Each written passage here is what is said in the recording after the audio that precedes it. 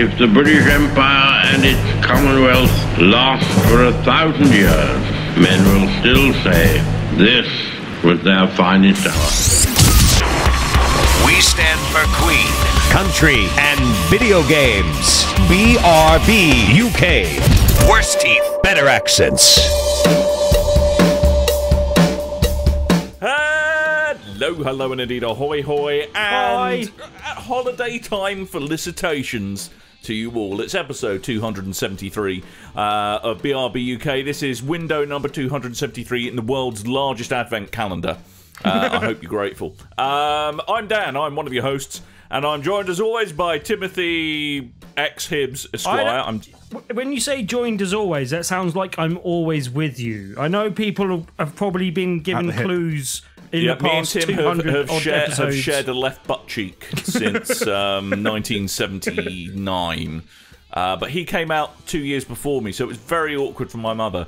Whoa! And, yeah, I know. Just kind of Timothy hanging out down there going, wah! And me slowly forming out of Tim's left arse. We've had some disturbing mental images on the show over the years, but that's possibly one of the worst. Well, no, bloody, talking of mental images, Ian Crane, you are not allowed to internet anymore.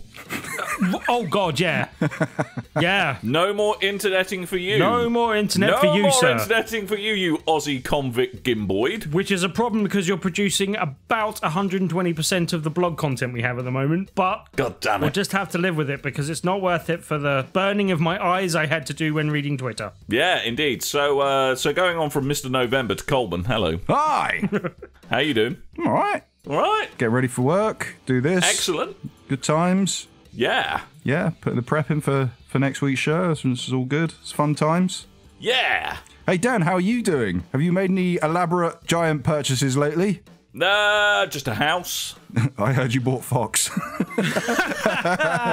You bought a Fox? So you bought a house?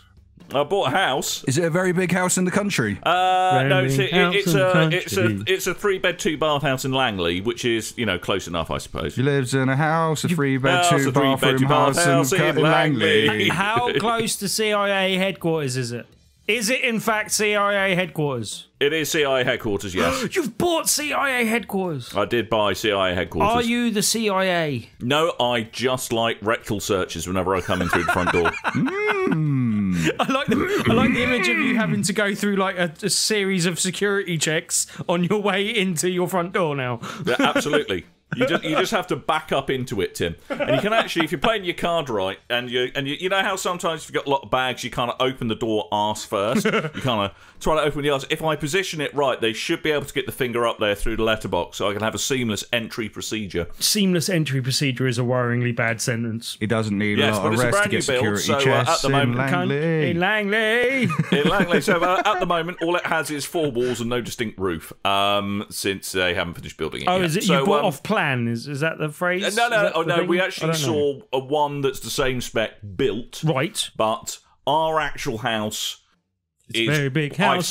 I've seen its walls. It has walls. I can verify it has walls. Does it have foundations? They're very important, I hear. Yes, it has foundations and drainage, apparently. Thank ice the cream Lord. Or sausage walls? Hallelujah. Neither, Timothy, because we don't live in a pretend mystery confectionery land. They're both called walls. Get out. Walls, sausages. Get out. Walls, ice cream. Tim, out. Get out, Tim. Ice cream sausages. Ice cream. Sausage ice what cream. What kind of bizarre 99 flakes did you have when you were a kid? No chocolate for you. Just have a bloody Frankfurter hanging out the side of the cone. I'll take a Lincolnshire, please. I was a hyperactive child, so I wasn't allowed ice cream. So instead, we'd have like a savoury cone with mashed potato, a sausage as the flake, and then like gravy as the sauce. That actually sounds awesome. Sounds pretty. Yeah, that does sound pretty awesome. It was a business awesome. idea I wanted to put together. I wanted to go sell these in a van in Shoreditch, but I didn't have enough tattoos and a big beard. Oh, mate. Hipsters would eat that right up. I know, right? Yeah. Also, no one steal my idea. Yeah, no one's still there. That's a good idea. Damn it. Copyright Coleman 2017. Yeah. Well, what you need to do now is before this podcast gets released, you need to burn it onto a CD and mail it to yourself. That means it's definitely your idea. That's what it is. That's what it means. Anyway, games. Coleman has to disappear soon because he has to work. So, We have Awards, got quite a lot of news to get through as well. That'll be all right. Frankly, the most exciting thing about the Game Awards was the guy who's making Our Way Out. He was the best thing ever. He was amazing. The Oscars. The Oscars. EA are oh, wait, they're publishing my game. Yeah, the realisation in his head was just like, oh, hang on, I'm having a go at the people that pay my paycheck. He was like, oh no, they've been really good for me, and and stuff, and buy my game. It was quite amazing. I do actually really like the look of his game, and I don't know if you heard one other thing about A Way Out as well, is the fact that if you buy one copy, you can share it with one other person, because it's a co-op game, but you only have to buy one copy of the game between two people, which I think is quite cool. So for people like me who buy games and then let you play them on the other PS4, we can actually so do I that could buy a legally. This is the one time I could buy a copy, and then you could still play my copy, and then Dan gets a free copy randomly. Unfortunately, it's only a two-player co-op game, but hey. But that looks really good, actually, I have to say. So, basically, long and short of it is, it's like kind of a prison... It starts off as a prison break game, and there's you and your buddy. So it's a bit like kind of... It's kind of like Left 4 Dead without the zombies, prison escapey thing. I like to think of it as a gender swap Thelma and Louise. Oh, nice. Yeah, I hope it ends with you holding hands and driving off a cliff. It made me... Bob and Lou, It made me think of Uncharted 4 if Drake wasn't enough of a to leave his brother behind. He didn't leave his brother behind. He thought his brother was dead. And didn't bother to check. Spoiler alert for Destiny 4, by the way. Destiny 4? Uncharted 4. Destiny 4? No, there's not going to... There's never going to be a plot in a Destiny game. Come on.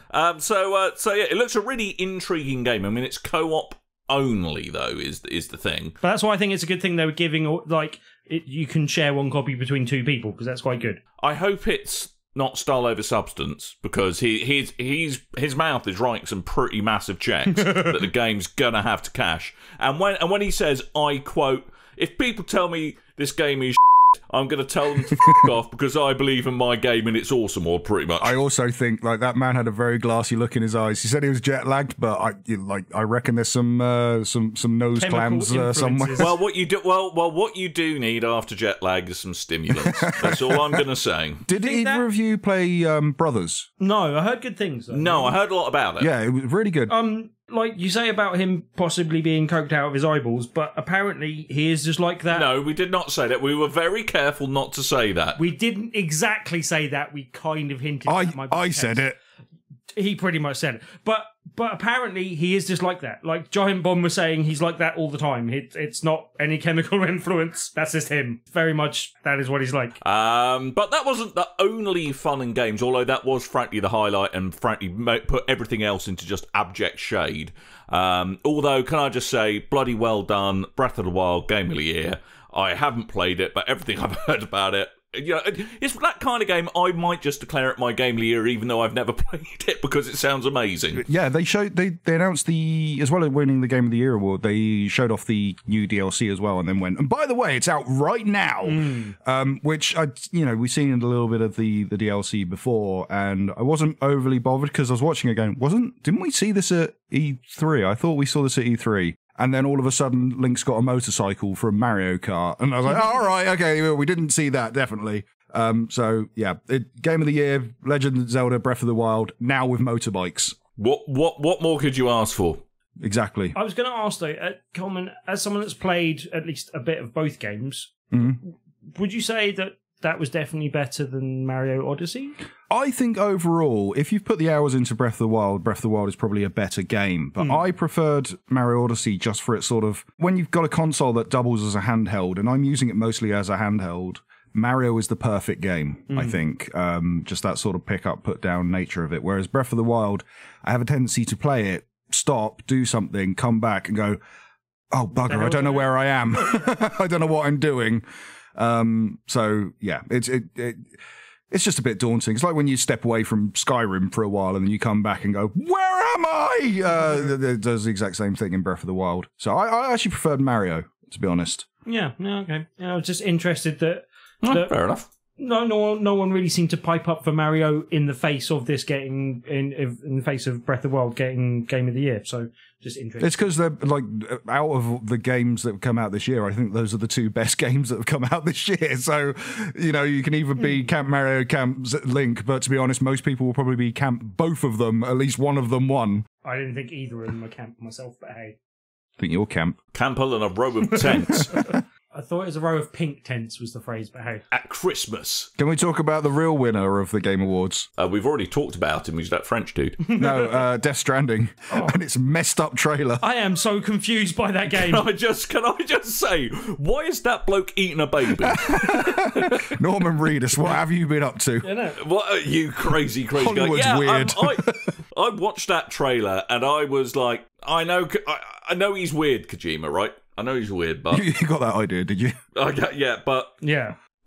what? Yeah, what the hell? I mean, what? Do you think he's being like the trailers so far are being deliberately kind of obscure to kind of get a bit of attention, or knowing it's Kojima, almost certainly yes. Well, did you guys read the breakdown with IGN this week? I watched a video of it. Okay, they did a sit down with Kojima and went through the trailer essentially, and he basically pointed out that the point of that trailer was to show off, to hint at what game mechanics are in this game. So really, so things like the that's not what I got. Where the guy's stabbing himself and he's got a wrist thing that goes from sort of green to orange to red. So that's indicating what the health is. And you've got that weird spinny robot thing that detects when the monsters are close. And can I just say that annoyed the shit out of me? The sound of it was horrible. Yeah, I didn't like it. Yeah, so I hope they change that. And the whole thing where the big kaiju-esque monster explodes and the huge crater left in the earth and Norman Reedus goes underwater. He ends up in the Upside Down and then comes back. Apparently that's meant to be like the new version of a continue screen. And it's a whole first-person underwater section where you choose whether you're going to go back to playing the game or float around in this, and there's things you can collect in the area. Hang on, so is the baby that you've swallowed future you? See, there's rumours to that, because apparently it's just one baby you're seeing that's in the 3 different trailers. I tell you what, mate, social services are going to be livid. Well, because the big rumour going around was there's an anime that Kojima was talking about a little while ago, and in that anime, it's about characters that eat babies. They travel, and the time in travelling is so long that they will die like 3-4 times over. So they have clones of themselves to live on. And that's how people travel long distances. They're essentially dying each time, but it's a clone. Hey, go watch The Prestige. Anyway, so there was hinted that these guys are carrying babies around in these containment pods because if they die, that's their way of living on. However, Kojima said it's just one baby that's being shown in all these trailers, so we don't know what the hell's going on. And there was a really weird thing. So they had this so the trailer was this guy's buddy was crushed by some kind of jeepy thing. Yep. He was trying to get his mate out. Then Blinky, the idiotic robot, goes mental. Oh, and all the time there's the aging rain as well. Yeah, the aging rain, which is making his dude turn. It's like it's basically turning into a very, very old man very quickly. And then for some reason he gets dragged off. He gets dragged off by invisible oil monsters. Yes. Then gets shot by his mate. Yep. And then some happens where he stabs himself repeatedly in the chest. Yeah, he tries to kill himself. Whatever's taking them away, they don't want to be taken alive. So he tries to shoot himself, but it takes the gun away. So he starts stabbing himself, but doesn't die in time by the looks of it. Do you think Kojima, like being in charge of his own studio and not having some overseers prodding him in sensible directions, might actually be a bad thing for his own? No, I don't. Well, let's see what happens. But then there's another really weird thing that I picked up. And then this kind of dude in a big kind of dark overcoat lands on top of the Jeep and does a kind of a shh and then kind of a pew-pew sign with his fingers. Good. He kind of does a pew-pew point. Zap. But then the baby who the dude has swallowed and is living in his esophagus for some reason, that baby does that exact same hand signal. I thought he was doing a thumbs up. Yeah, it looked like a thumbs up. No, it's the exact same hand signal. I've heard everyone refer to it as a thumbs up. Yeah, and I heard a really funny thing. Apparently, they show the trailer and everyone laughs at that point. But later on, during the PlayStation experience, while they're talking to Kojima, they're playing the trailer in the background, muted.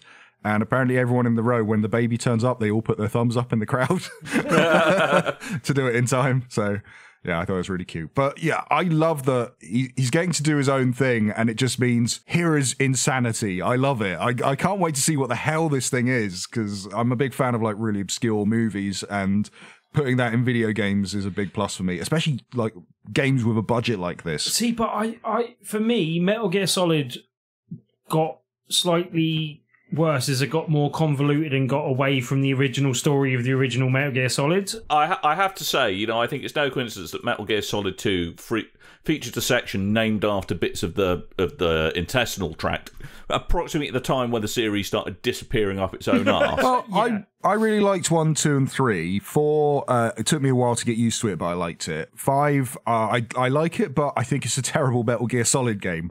So I don't think the Metal Gear Solid games were getting worse. They were becoming worse Metal Gear games. That was it. Yeah, possibly. But for me, the game that I liked most and got the most enjoyment from was the first one. And that was the one with the least smoking monkeys and stuff. So I like the smoking monkey. There's a smoking monkey. Oh my god. Oh my god. Talking about weird dream-like sequences, though. Yep. What took you so long? We did get some more details on dreams. And I think I'm more on board with dreams. Sorry. Oh my god, hotness, I want to bang you. Why are you talking? He's trying to do a David Hayter voice. Okay, but can I just end it with, do you like my sunglasses, Snake? Good. Anyway, dreams. Are you guys more or less interested now that they've showed us a bit of what it's actually about? Always been interested. Happy to know what the game is. Yeah, me too. I don't know if they're doing like content like they did in Little Big Planet, and then all the creative stuff is also there. I'd be happier if they did. If not, I'm still buying it because I'm looking forward to seeing what people make of it. Apparently, there is a campaign that consists of 3 possibly interweaving stories, but maybe separate, but three kind of different stories that may or may not interlink, and everything in that campaign has been made with the tools that you can access in the game as well. Okay. Well, yeah, I'm definitely picking it up. Plus, I'm looking forward to the idea of them doing the PSVR content coming later, where you can make your own PSVR games. Yeah, that sounds quite cool as well. I like that idea. Yeah. And other than that, what were your guys' kind of stand out game announcements from that thing? The one I'm most interested in, just because I've always had a bit of a soft spot in my shriveled heart for Left 4 Dead, was GTFO. Oh yeah, yeah, that looked good actually. Great looking game with a terrible name. Yeah, exactly. It's basically a procedurally generated survival horror, sci-fi. It's all gone wrong. From the creators of Payback 2. But that looked graphically impressive, and I liked the idea of the gameplay in the universe as well, basically. What was the one that's the Firewatch guys that's coming out in 2018? That was In the Valley of the Gods, which is slightly different because it's got some in-game characters, and was the one game from everything that they announced is definitely not coming out next year. Yeah. They said 2019. I'm looking forward to that, but my standout game is probably Death Stranding just because of the bonkers trailer. Okay. I mean, it's just insane. Also, I'm looking forward to Bayonetta 1 and 2 on the Switch. Yes, Bayonetta 1 and 2, and the fact they announced Bayonetta 3, I thought was really cool as well. Like, that was a really nice surprise. Oh, can I just say, Reggie, hey, did you think I would come here just to make one announcement? Seemed a little bit robotic. What about you, Dan? Anything that stood out for you? I've said it once, I'll say it again. GTFO. Oh, sorry, yeah. But Dan, what was your standout game of the announcement? GTFO, mate. Oh, GTFO, okay. Oh, that's not very nice. What's that? You should talk about that game. No, but what I was going to say, like, for me, I could have gone with some of the VR stuff because Vacation Simulator was a nice surprise. But I actually think just because it's been such a long time, the return of Soul Calibur, I was really pleased about. Hopefully they won't have any crap stuffed in characters from places that don't belong. But yeah, it's been... Ezio Auditore. I didn't realise until I heard, but it's been 6 years since the last Soul Calibur. 6 years. It's been a long time. I've got to admit, I've not missed it. I really like Soul Calibur. It's one of my I really didn't like the last games, so. 2 games. No, but I'm kind of hopeful that with, like, you know, some other fighting games returning to form, this might be it. And also, they've said some of the right things. They said that this is kind of... It looks like this is... Well, by the sounds of what they're saying, this is kind of a reimagining of the first one almost. See, that's the impression I got. And when I saw Mitsurugi come out without the beard, I was like, oh, they're doing a reboot. And I wonder if they're going to call it Soul Edge because they're allowed to use the name Soul Edge now. Ooh, no, it just came out with Soul Calibur. Soul Calibur 6. But that's probably got a good enough name to trade on, stuff like that. But it does look like they're going down the route of Street Fighter and Tekken and adding kind of super moves as well, kind of thing, like Boo. trigger moves. And Boo. I'm quite happy with that. I think leave trigger moves to Injustice. But yeah, super moves belong in superhero games. I, as I said, I was quite pleased to see the return, and yeah, I'm happy that that's coming back, basically. So there. Cool. Kept you waiting, huh? Metal Gear. Metal Gear. Colonel. Snake. Oh, and also, when do you think Death Stranding's coming out as well? 2021 on the PlayStation 5. Yeah, probably. There was a big thing when Andrew Howe said something like, I've played 5 hours of the game, and the crowd went, he's made it. Yeah, it was like most convoluted menu screen ever. He basically played 4 seconds of gameplay in a 4.5 hour cutscene, basically. But hey, Think you can handle it? but yeah, I forgot as well. Accounting Plus looks awesome as well and comes out quite soon. By the depraved minds that brought you Rick and Morty, I believe. Well, partly Squanch Tendo, which is the studio set up by the creator of Rick and Morty, but also it's Justin Roiland, isn't it? Justin Roiland's the voice actor, not Dan Harmon's the creator. Oh, okay, sorry. I misspoke then. Because it's definitely the voice actor, because there's a character in Accounting Plus that sounds like Morty, particularly, I would say. Weirdly, I think like 80% of the games that were released for the Vive at launch are all voiced by Justin Roiland as well. Yeah, and now possibly. he makes VR games. He was popular at the time. But it's also made by Crows, who did the Stanley Parable before. They're a spin-off. They're a spin-off studio. There's two. It was 2 guys who made Stanley Parable, and one went off to do one thing, and one's gone off to do the other thing. These were the guys who did the Lion. I forget the name of the thing. It was a free game you could download. But I watched a panel from the PlayStation Experience, which we'll come on to in a minute, where they were talking about Accounting Plus, because it's coming very soon for PSVR as well, which was the other bit of good news. I think it's out this week. Oh God! Yeah, they were talking about the fact that literally the guy from Crows got the gig with the guy from Squanch Tendo by lying, by basically saying that he was part of the people that made Titanfall 2. Yeah, but yeah, that was quite a funny story. And it was he joked about it. Well, because Justin Roiland popped out. He went on Twitter and went, "Hey, are there any reputable game developers out there? I'm thinking of doing something." And he went, "Yeah, I made Titanfall 2." Well, no, I think he was in the building for. Or near the building for Titanfall 2. Yeah, I'm making Titanfall 2. And then he hooked up with him on Twitter and he's like, I got to come clean. I made the Stanley Parable. Indeed. But I'm just looking at the clock and I see we are running vanishingly short of time. So the Game Awards had all kinds of awards. We haven't really talked about the awards. We've talked about more about the games that were featured in the trailers. Well, they didn't really talk about the awards very much. No, this is very true. It was like, hey, we got an award, and here's a trailer. Pretty much. So same old. But also, talking of shows that are ostensibly just advertisements, PlayStation Experience. Before you move on, though, quickly, just very quickly, I want to say that I know, sorry, but they did give out a Lifetime Achievement Award as well, and I didn't realise that one of my favourite games of all time, one of my original favourite games on my original console, River Raid, was made by a lady who got the Lifetime Achievement Award and came up and spoke, and that was just quite nice, just seeing her getting recognised for what she did previously as well. Good. But, yeah. And at the PlayStation Experience. Meanwhile, meanwhile, at PlayStation Experience, they're wondering, have you bought VR yet? Yeah, they took away like the big spectacle we used to seeing in the previous years of PlayStation Experience and replaced it with keynotes. Yeah, they did. Well, I think they more replaced it with panels. Campside fireside chats. Yeah, but they did say in advance that this was going to be the case. They said, look, it's not going to be the same thing. We don't have kind of media briefing thing like we have in previous years. It is just going to be stage presentations of people chatting, basically. So I don't know. A lot of people seem to come away from this disappointed, and I came and going, well, they did exactly what they said they do. If you weren't paying attention, then okay, maybe they disappointed you, but I actually thought the panels were really quite interesting and quite good. Yeah, well, I prefer the approach with events like this where, you do the big show and then you do the Big show? Yeah, and then you've He got likes this, Destiny, and then you've got this stuff like on the side, so it's an optional type thing. You do the Twitch streams and stuff. So when we go to EGX and you've got all the games to play, and then you can go to a keynote if you want to.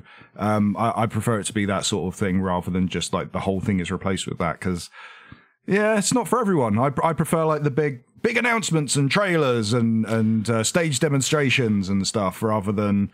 So, what are you working on? Last of Us 2? That sounds good. Yeah, but I see, I really like some of the panels they had that were kind of more retrospective and looking back. Like, I think one of the best ones I saw was the, 10 years of Uncharted. And they had a load of the voice actors and what's his chops from Kind of Funny? Greg Miller. Greg Miller was there, presenting Never and stuff heard of like that. And yeah, that. I just New phone, who dis? They just it was a load of the voice actors that had appeared over the years, and just kind of going through their experience and what it was like to work on and all that type of stuff. And I just found that really interesting. That's the type of thing that you wouldn't make sense at any other event as much, kind of thing. I don't know. I got more out of possibly, arguably, it wasn't as worth going to unless you want to get hands-on with stuff that you didn't, which was obviously the main point of going there generally. But for these panels, for the outside looking in, when all the announcements had already gone on the Game Awards and stuff like that, I got more out of this than I do out of a lot of the other events, basically. I thought it was quite good. I got about as much out of the PlayStation experience as I did out of you exploiting the PlayStation experience. Okay. I'll put it that way. I have, although the most exciting thing, and this gives you an indication, of the arse-backwards nature of PSN, but also the arse-backwards nature of PlayStation Experience 2017. The most exciting thing is the potential impending ability to change your PlayStation Network ID name. Finally! Might be able to change your name. Which was prodded by Greg Miller at the show going, hey, can we change that name? Oh, he's been going on about that for years. So. Yeah, it used to be a feature on Podcast Beyond, and then it carried over to PS I Love You, and so that's been a thing for a while. Although I'm going to miss the features of the bad PlayStation names, but I'm looking forward to it. It's meant to be they'll still exist. Yeah, within 2018, you're meant to be able to do that, so that'll possibly, be fun. Maybe. But I guess the other thing as well, that some of the bigger news that did come out of this was just quite cool little tidbits of PlayStation VR news. So I guess that just spoke to me more than it possibly spoke to you two and other people. But yeah, I don't know. As I said, I quite enjoyed the kind of information that came out of it and the panels that we saw, basically. I thought they were interesting. Metal Gear, huh? Metal Gear. You know what's not Metal Gear? What's not Metal Gear? Not Metal Gear. Tomb Raider. Tomb Raider. There's a lot of things that are on Metal Gear. Yeah, I know, but that was the first thing that popped into my head for some reason. I wonder why that would be. So, did you guys see the post on Twitter from Squeenix saying that there is a new Tomb Raider title in development? Which, if you remember earlier this year, there was a photo of a guy on a plane. With his laptop open and a spec sheet for something called Shadow of the Tomb Raider. Yep. Yes. So it looks like that is an actual thing. They put out a post on Twitter, and if you took up all the first letters of each sentence, it revealed a hidden message, and that message was 9/11 was an inside job. No, it was Shadow, it says. So it does look like it's going to be called Shadow of the Tomb Raider. That would make sense. Yeah, and they've already, it's coming. There's going to be an announcement. You get your hands on it soon. The first letter of each of the sentence in their Twitter statement spells out Shadow. Ooh. The weird thing, it's a very shonkly written it's a very shonkly written press release, essentially. And then when you read through it, it's like, why does it read so bad? Oh, because they had to fork in a message at the start. But, yeah, they said that they're going to announce it, and shortly after announcing it, you'll be able to play it. So it looks like they're going to be announcing that at E3 possibly, or Gamescom or something, and then it will be released in the Christmas lineup, the holiday lineup that year. But when you say, hey, we're definitely making the game, but we're not announcing it because we want you to be able to play it because we're dedicated to our fans. We want you to be able to play it shortly after we've announced it. By making this statement, you've technically announced it. So I'm taking that. I know. Now starts the hype for Tomb Raider. Does it? Yes. Yes. Are we hyped? Well, I'm not hyped. Okay. Well, I'm mildly amused. Are you not mildly amused? Are you not entertained? Yeah, kinda. Yeah. But you know what's not Tomb Raider? What's not Tomb Raider? Well, there's lots of Predator. things that aren't Tomb Raider. Metal Gear, for one. That was a great segue there, Coleman. Yeah, but like sometimes when you do your segues, you're like, right, I've got to think of one on the fly. So you know when you do this and it connects to that, and by doing that, it's sort of this. And anyway, anus joke, Predator. Oh my god, you've just literally summed up like 5 years of podcasting. It's true. With the release of NVIDIA's most recent GPU, which is apparently very good at like machine learning, he's fed all the podcasts into that and has generated an artificial me. Hello, and indeed an anus joke. Hello, indeed a knob joke. What? Hey, remember Tom Clancy's Ghost Recon Wildlands? Hey, I remember Tom Clancy's Ghost Recon Wildlands. Yeah, so that came out and not a lot of fanfare, but apparently since it's been out, it's been improving, much like most Ubisoft Tom Clancy games. Yeah, I was going to say it because I'm not going to talk about it now. I dipped my toe into The Division after its rather coyly timed update in relation to Destiny 2. My God, they've done a lot to that game. They've apparently completely incrementally been doing wonderful things to Rainbow Six Siege, and now it looks like they're turning that same attention on to Wildlands. So well played, Ubisoft. What's the other one? Rainbow Six as well. That's been the highest selling game of the year. The highest selling MPD, like number ones in charts, twice this year. It came out 2 years ago. But yeah, Ghost Recon Wildlands. It's something I dipped around when it first came out. Didn't really enjoy it that much. The stuff that I was finding the most entertaining stuff was messing around in it.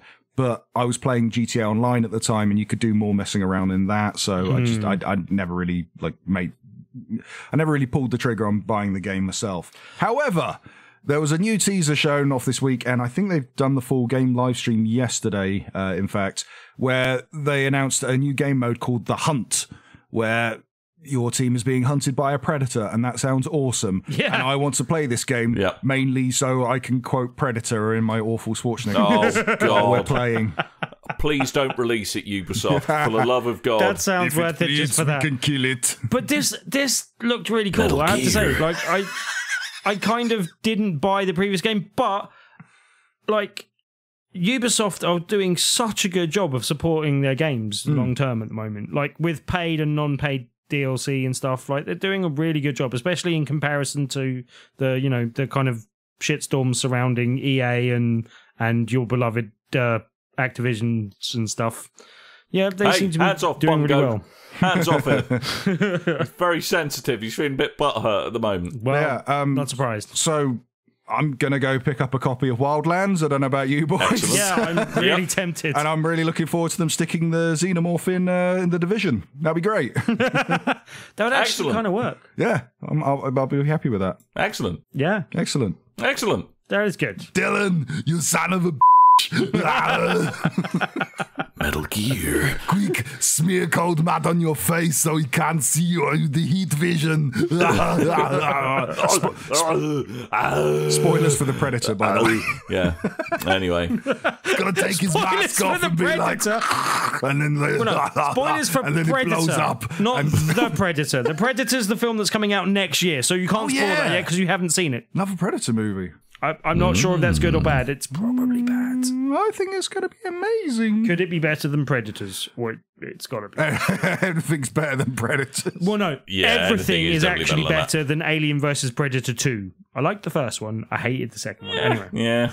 Well, I don't like Predator 2 or Alien vs. Predator or Predator 2 or the other Predators. You said Predator 2 twice. Well, yeah. But that's probably deserved because that is poo compared to the first one. Sequels are bad.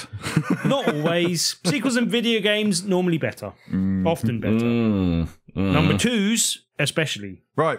That's news. That is all the news. Although I did notice we did miss one thing, and I'm only curious because I'm determined to find someone that cares. Right. On the PSX news, they announced the return of Medieval. Oh, well, yeah, it's a HD remake. Yeah. well, remaster, Well, all right. possibly in the same theme as Crash Bandicoot.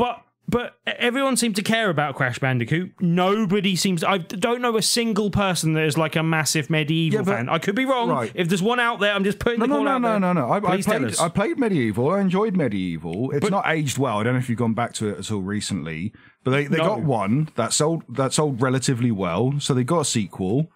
Didn't sell as well, and therefore they didn't get any further sequels. Yeah, it just seemed like a thing that had run its course and not really something that needed to come back. And they added Sir Daniel to PlayStation All-Stars Battle Royale, and that didn't exactly drum up public interest for everyone screaming out for Sir Daniel. The reason Crash Bandicoot was such a big thing for Crash to come back, because he did have multiple sequels, and he got worse and worse as things went on, and much like kind of Sonic Syndrome, people wanted them to bring back Crash in kind of the form that they loved Crash Bandicoot. I wasn't a huge fan of Crash, but I understand that love behind it. Sir Daniel, no one is screaming out for Sir Daniel. That's what I want to ask. Sir Daniel. Well, you're not really, are That's you? your name. Yeah, maybe. Only because it's your name. Please. I want one of those. But yeah, I just don't know who was asking for this. It seems a bit unnecessary. Whereas VR patch for Wipeout, bring that on. Thank you very much. Very good. But anyway, there we go. God. Tim, no, you're not allowed to sneak talking about VR at excruciating length as we're about to move on to what we done played. And I'll do it again, God damn it.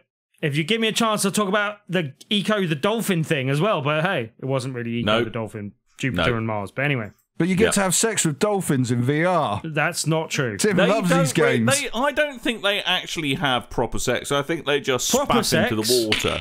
I think they spaff into the water. I can actually give a first-hand account that indeed does happen. I went swimming. They spaff into the water. I went swimming with dolphins, and we kind of it was in Australia, and literally, like we were all swimming around for like 20 minutes or so. You filleted a dolphin, didn't you? We were all swimming around the water for 20 minutes or so. We came back up, and just as we were just like snorkeling and stuff, and so we didn't have any like proper tanks, and snorkeling around, and basically, literally, the person next to me went, "Why was the water all murky?" Went down there, and we went, "Well." Basically, dolphin spunk. And we're like, okay, that's nice. Nice. Kept you waiting, huh? Under the sea. Under the sea. Dolphin jizz. And I think it was the same person at the end of the day asked, oh, by the way, why is this a good area for dolphins and not sharks? And the guy was like, nah, it's a good area for sharks. And we're like, okay, I'm glad we found that out at the end of the day. Thank you very much. The dolphin is spaffing under the sea. Also, I've never heard the term spaffing until today. No? Really? It's a great term. That's a good one. I'm going to add that to my vocabulary. Excellent. Well, you're more than welcome to it, Sarah. Consider it your Christmas gift. I'm not sure you're upper middle class enough to use the word spaffing, but still. Oh. Neither are you, though, Tim. You get away with it. Well, I don't think I do. I think you're the only one that really qualifies for a spaffing. A spaffing. You're going the right way for a spaffing, young man.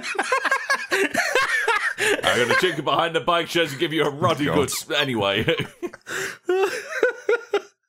Kept you waiting, huh? Yeah. Anyway, what we done played, because Coleman has to disappear in 7 minutes, I understand.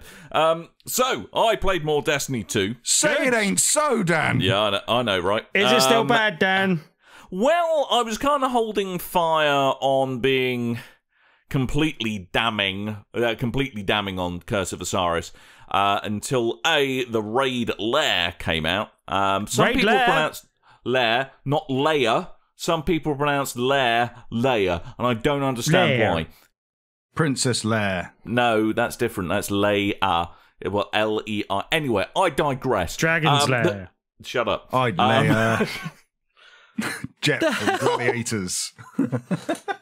Don't get me started. I will get very easily distracted if you start bringing Jet from Gladiators into this. There will be spaffing. All right, mate. Okay. There will be spaffing if you start bringing her into this. Oh no! Gladiators ready. Spaffers ready. 3, 2, 1, spaff. Oh god! That's Anyway. some horrible mental images of a young Dan. Anyway, right? Anywho, so the Raid Lair came out, and everyone's like, "Oh, it's just going to be a little encounter using exactly the same environments as the main raid. Actually, it's completely different. It's really very good, the raid lair. You said the word good. Yeah, no, it's really what the Curse of Osiris needed, because the rest of it is, not bit of a exactly letdown. Groundbreaking, and some very odd design decisions. But the raid lair is actually something completely different, and it's like a little bite-sized raid, which can be done in much less time than the full-on thing. Okay. It's visually stunning, and basically has you playing the role of highly militarized Pepto-Bismol in the stomach of the Leviathan. Okay. Because it swallowed a bit of Nessus, which is a planetoid. Good. And that had a big robot in it, spoiler, and it's got some indigestion, and you gotta sort it out. You gotta burp the Leviathan is what you gotta do. That'll make perfect sense if you're in it, but no, but visually it's... But why is it good? Just lots of really interesting new mechanics about it, and it's it's a bit more puzzly in nature, which is good, and doesn't feel quite as... Because one of the problems I found with Destiny 2's main raid was that absolutely everybody needs to be on it the whole time, and if one person messes up, it messes up everything for everybody, which is... Dan. Yeah, yes, Coleman. And You died it's more very than me, I'm just saying. Don't make me start. Don't. It's your own time you wasted, Coleman. Quite literally. Yeah. It just feels a lot more inventive and imaginative and less reliant for the most part on everybody doing everything absolutely perfectly, which can lead to a bit of a toxic atmosphere, especially if you're playing with pickup groups. So yeah, really good. Good to see something different. And they also dropped an update on the 12th, so a couple of days ago as we were recording this, which rebalances a bunch of stuff, unbreaks the broken weapon that they gave everybody. That was quite funny. There was a new weapon called the Prometheus Lens, which apparently is completely broken in player versus player and would insta-kill people. Oh yeah, I got that. So, brilliant. It's great. Yeah, so rather than cancel Trials of the Nine, something like that, they just let everybody have it via Squidface Sir, and it turned into laser tag the whole weekend, and it was hilarious. Well, they let everyone have it unless you didn't buy the DLC. But that's fair enough. Is it, Dan? I don't think it is when you give it to Zer. Well, it was a bit of something from the DLC, so... Well, then they should have had an alternative. Well, yeah. Anyway, we're not going to go down this rabbit hole again. I will go down every rabbit hole I want to, my friend. But Bungie are trying their best to change their ways, and they've rebalanced some stuff and added some more stuff into the game. And maybe it's slowly turning a corner, but the Bungie have still got some way to go. But anyway, the raid lair, good. Rest of Curse of Osiris, it's okay. I enjoyed it. I've played through it now. Excellent. Yeah. Good. It was pretty good. And my ghost looks awesome now. He's like all shiny and space weird skin moving around. It's cool. I like it. Space Ghost. I always wanted you to go into Space Ghost.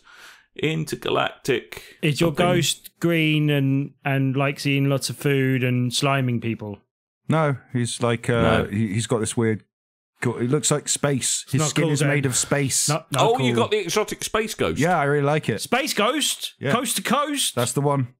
Yes. Anyway, Tim, you got 2 VR things. 2 VR things, but very, very, very quickly. well, they're going to be pretty quick because Last Guardian VR only lasts about 10 minutes anyway, basically. Oh, really? I heard it was about 20 minutes, but if I got any more than 10 minutes out of it, I'd be surprised. That's 10 minutes of black screen added to the 10 minutes. Quite possibly. But it was actually quite cool. Like it's something they announced at PSX and then gave away for free almost immediately afterwards. And I wouldn't be at all surprised if they kind of experimented about putting the whole game in and then it didn't quite work, so they just gave away this portion for free. But like, I don't know, like it endeared me to rat, dog, bird thing. And it looked quite cool. Like the graphical style kind of works in VR. Like they did a kind of point-to-point system rather than a general sort of teleporting thing, but that seemed to work okay. There was only like a couple of puzzles in it and stuff like that, but if you've got VR already, it's definitely worth downloading and having a go at, and just kind of playing through. And yeah, I was almost disappointed that they didn't do like a full VR version of the game overall by the time I got to the end of it, basically. But yeah, playing the actual cool. game itself, that would not work in VR without being incredibly infuriating. Quite possibly. There's a lot of like closed spaces and stuff that would just be really annoying.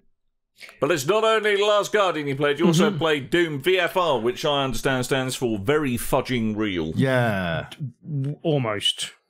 Virtual flipping reality. Virtual effing reality. Fapping reality. Yeah. Very viscous fappage reality. I'm really torn on this, and I might have to like save my final decision until I've played through a bit more and finished it off, because apparently it's not that long. Good, because then I can finish it and all. Yeah, but there's things I really like about it, and it's really good and seems like a really polished game and works really well.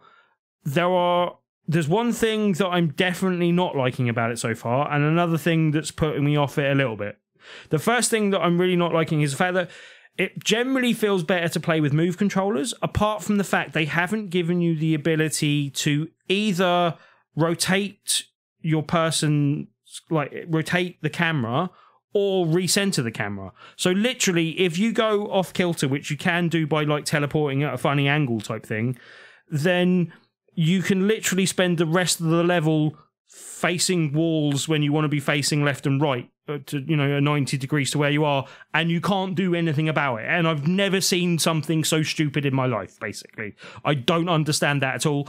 And yet they have 4 buttons dedicated to dashes, which there's a couple of occasions where it's been like, okay, yeah, that's kind of useful, but I never see the point in being able to dash forward.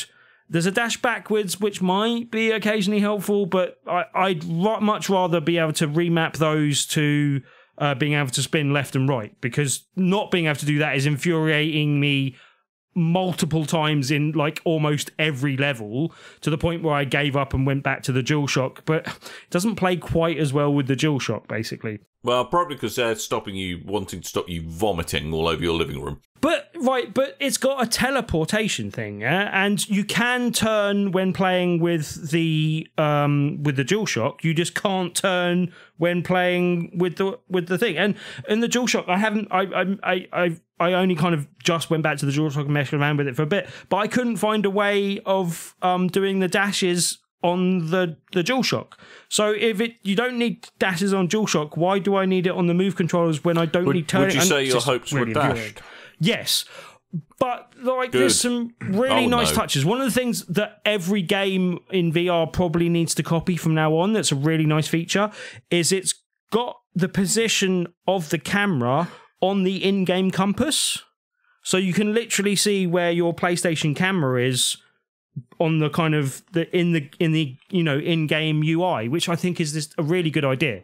But yeah, the game itself plays quite similarly to the previous Doom. I actually thought it would be more of a departure than it actually is.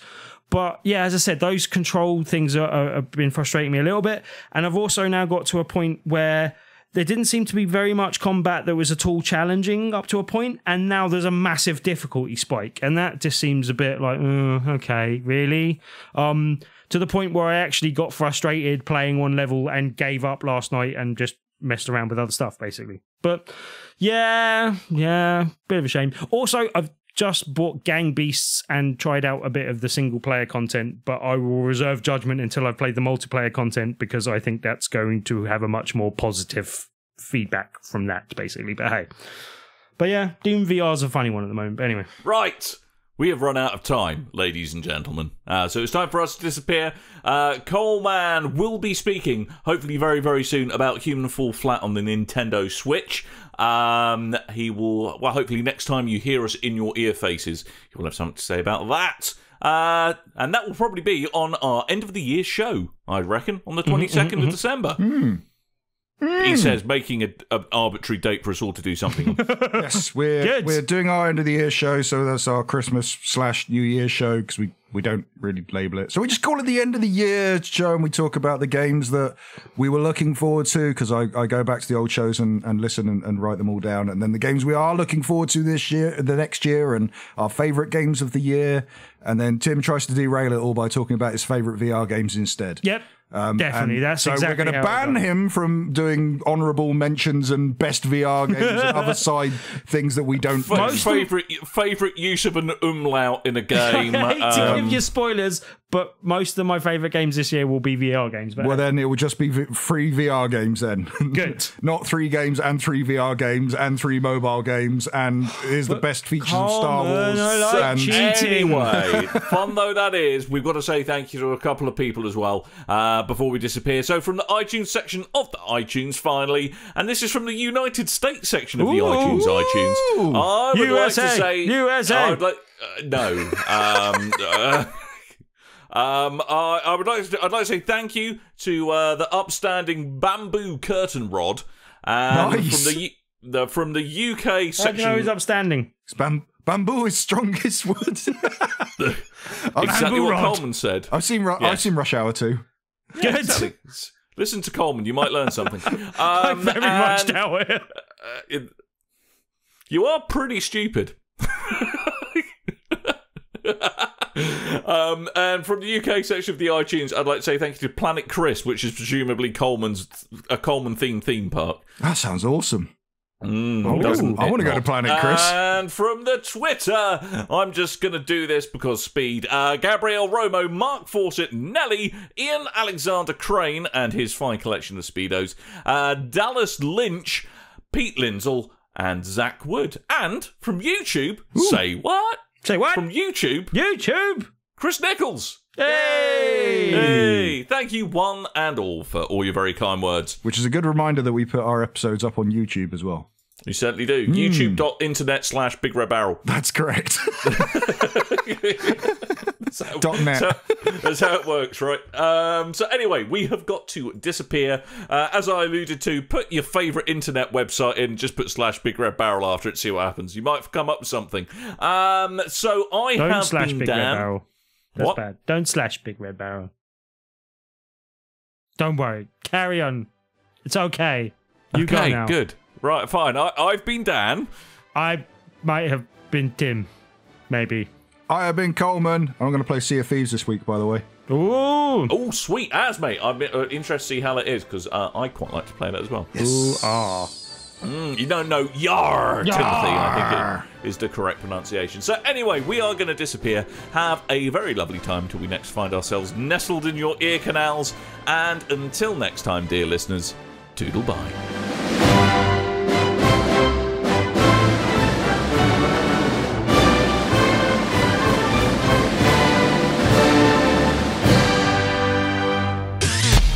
You and your ears are quite welcome for the podcasting goodness that you just heard.